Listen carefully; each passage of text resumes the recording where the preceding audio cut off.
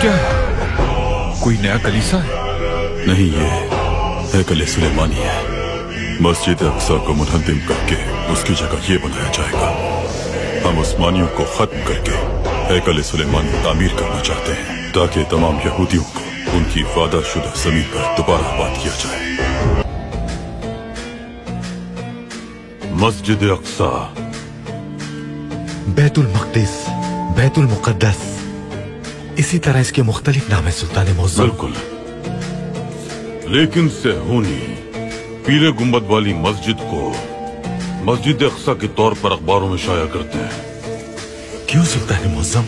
क्योंकि उनका ईमान है कि मस्जिद अक्सा के नीचे हैकल सुलेमानी है। एक दिन वो मस्जिद अक्सा को मुनहदिम कर देंगे और पीले गुंबद वाली मस्जिद की तरफ इशारा करके कहेंगे, ये देखिए मस्जिद अक्सा तो अब तक मौजूद है। ये तो बहुत ही शातिराना मंसूबा है। बिल्कुल ऐसा ही है। वो हमारे जहनों से खेल रहे हैं। मस्जिद अक्सा के वसी सहन में क़िबला अव्वल भी है और पीले गुंबद वाली मस्जिद भी वाक़ है। उन्हें इस बात का यकीन है कि मस्जिद अक्सा के नीचे हैकल सुलेमानी की बाक़ियात मौजूद हैं और वो हैकल सुलेमानी को दोबारा तामीर कर सकते हैं।